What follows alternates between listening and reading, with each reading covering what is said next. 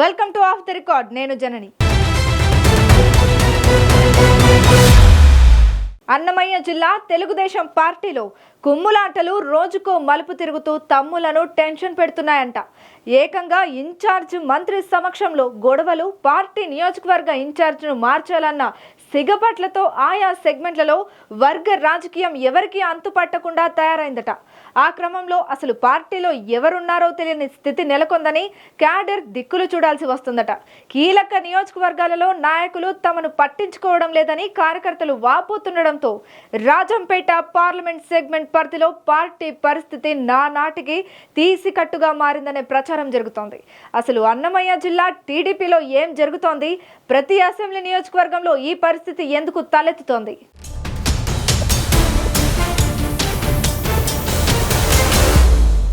Rajampet parliament segment పరిధిలో మాజీ మంత్రి పెద్దిరెడ్డి రామచంద్రారెడ్డి పుంగనూరు నియోజకవర్గాన్ని తప్పించి మిగతా 6 అసెంబ్లీ నియోజకవర్గాలతో గతంలో అన్నమయ్య జిల్లాను ఏర్పాటు చేసింది వైసీపీ ప్రభుత్వం. అప్పట్లో వైసీపీకి మంచి పట్టున్న ఆ కొత్త జిల్లాల్లో గత ఎన్నికల్లో టీడీపీ పాగా వేయగలింది. 6 నియోజకవర్గాల్లో రాజంపేట, తంబళ్లపల్లి మినహా మిగతా 4 అయిన రైల్వే కోడూరు, రాయచోటి, పీలేరు, మదనపల్లి నియోజకవర్గాలలో టీడీపీ విజయం సాధించింది. మిగతా 2 చోట్ల కూడా గెలవాల్సిన పరిస్థితులు ఉన్నప్పటికీ అభ్యర్థుల ఎంపికలో అయోమయంతో పాటు అప్పటి వరకు ఇన్ఛార్జీలుగా వ్యవహరించిన పార్టీ నేతల సహకారం కొత్త అభ్యర్థులకు లభించకపోవడంతో ఓటమి పాలైందన్న ప్రచారం ఉంది.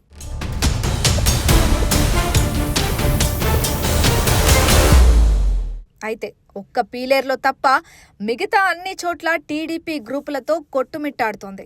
పీలేరులో ఏక వ్యక్తి నాయకత్వం అవ్వడం, అక్కడి ఎమ్మెల్యే మాజీ ముఖ్యమంత్రి నల్లారి కిరణ్ కుమార్ రెడ్డి తమ్ముడు నల్లారి కిషోర్ కుమార్ రెడ్డి గ్రూపులను ఎంటర్టైన్ చేయకపోవడంతో పాటు ఆయన క్యాడర్తో నేరుగా సత్సంబంధాలు కలిగి ఉండడంతో అక్కడ గ్రూపుల గోల కనిపించడం లేదట. ముందు నుంచి పీలేరు నల్లారి కుటుంబం ఇలాకా కావడంతో పార్టీలో కిషోర్ కుమార్ రెడ్డి చెప్పిందే వేదంగా నడుస్తోందంటున్నారు. జిల్లాల్లో అత్యంత వివాదాస్పదంగా మారిన నియోజకవర్గం తంబలపల్లి. అక్కడ గత ఎన్నికలలో పోటీ చేసి పెద్దిరెడ్డి ద్వారకానాథ్ రెడ్డి చేతిలో పరాజయం పాలైన టీడీపీ అభ్యర్థి జయచంద్రారెడ్డిని మరో వర్గం తీవ్ర స్థాయిలో వ్యతిరేకిస్తోంది. ఎన్నికలు ముగిసి 10 నెలలు అయినప్పటికీ ప్రతిరోజు ఎక్కడో ఏదో ఒక చోట తెలుగు తమ్ముళ్ల మధ్య వివాదాలు కొనసాగుతూనే ఉన్నాయి. తంబలపల్లి టీడీపీ ఇన్ఛార్జిగా జయచంద్రారెడ్డిని తప్పించాలని మాజీ ఎమ్మెల్యే శంకర్ యాదవ్ వర్గం గట్టిగా పోరాటం చేస్తోంది. దానికి తోడు జయచంద్రారెడ్డి సైతం వైసీపీ వారిని ప్రోత్సహిస్తున్నాడనే విమర్శలు వెల్లువెత్తుతున్నాయి.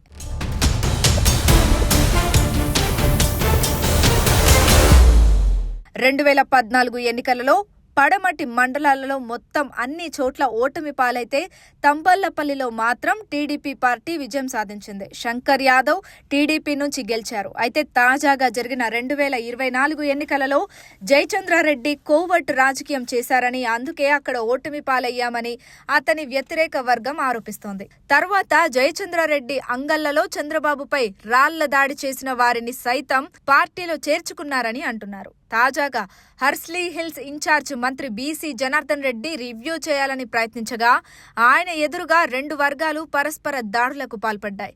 తీవ్ర స్థాయిలో బూతులు తిట్టుకుంటూ కలబడ్డారు. దాంతో బీసీ జనార్దన్ రెడ్డితో పాటు పార్టీ సమన్వయకర్త దీపక్ రెడ్డి, పార్టీ అబ్జర్వర్ అయిన గురువాడ రెడ్డి అక్కడి నుంచి వెళ్లిపోవాల్సిన పరిస్థితి ఏర్పడింది. రాజంపేట అసెంబ్లీలోనూ అదే పరిస్థితి. అక్కడ బత్యాల చెంగల్ రాయుడు ఎన్నికల ముందు వరకు టీడీపీ ఇన్ఛార్జిగా ఉన్నారు. 2019లో ఆయన పోటీ చేసి ఓటమి పాలయ్యారు. అయితే 2024 ఎన్నికల్లో అనూహ్యంగా సుగవాసి సుబ్రహ్మణ్యంకు టీడీపీ టికెట్ ఇచ్చారు. ఎంపీ అభ్యర్థిగా అప్పటి వరకు ఫోకస్ అయిన సుబ్రహ్మణ్యాన్ని ఎమ్మెల్యే అభ్యర్థిగా మార్చారు. రాజంపేట ఎంపీ అభ్యర్థిగా బీజేపీ నుంచి మాజీ సీఎం కిరణ్ కుమార్ రెడ్డిని బరిలో దింపడంతో గత్యంతరం లేక సుగవాసి సుబ్రహ్మణ్యం రాజంపేట ఎమ్మెల్యే అభ్యర్థి అయ్యారు.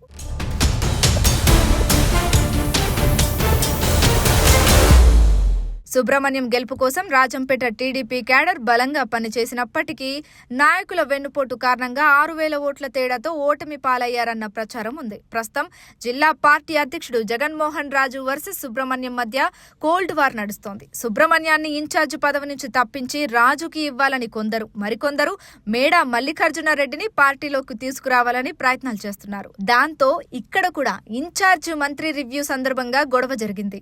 రాయచోటిలో సైతం మంత్రి రాంప్రసాద్ రెడ్డి తమను పట్టించుకోకుండా వైసీపీ వారికి ప్రాధాన్యత ఇస్తున్నారని టీడీపీ క్యాడర్ బహిరంగంగా ఆరోపణలు గుప్పిస్తోంది. మదనపల్లి నియోజకవర్గం టీడీపీలో సైతం 3 గ్రూపులు 6 తగాదాలు అన్నట్లు తయారైంది పరిస్థితి.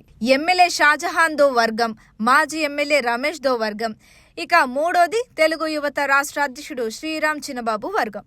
ఆ క్రమంలో మదనపల్లి టీడీపీలో 3 ముక్కలాట నడుస్తూ అన్ని వర్గాలు నిత్యం సిగపట్లకు దిగుతున్నాయి.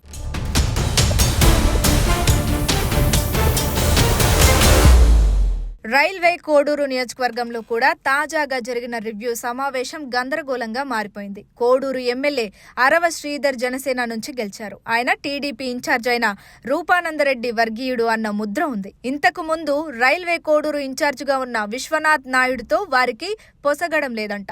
ఈ నేపథ్యంలో ఇన్ఛార్జ్ మంత్రి అయిన బీసీ జనార్దన్ రెడ్డి సమక్షంలో జరిగిన రివ్యూ రసాభాసగా ముగిసింది. నేను డబ్బులు పెట్టాను, నేను చెప్పిందే జరగాలని రూపానందరెడ్డి భావిస్తున్నాడని టీడీపీ క్యాడర్ అంటోంది. వైసీపీ నుంచి వచ్చిన రూపానందరెడ్డి వారికి పెద్దపీట వేస్తున్నాడని అంటున్నారు. ఎమ్మెల్యే శ్రీధర్ సైతం రూపానందరెడ్డి వర్గం కావడంతో ఇక్కడ పెత్తనమంతా ఆయనదే అంటున్నారు. అందుకే అక్కడ టీడీపీకి సంబంధించి సమన్వయ కమిటీ వేయాలని క్యాడర్ డిమాండ్ చేస్తోంది. మొత్తం మీద అక్కడ నేతల ఆధిపత్యం పోరుతో పార్టీ ఆవిర్భావం నుంచి ఉన్న క్యాడర్ అయోమయంలో పడుతోంది.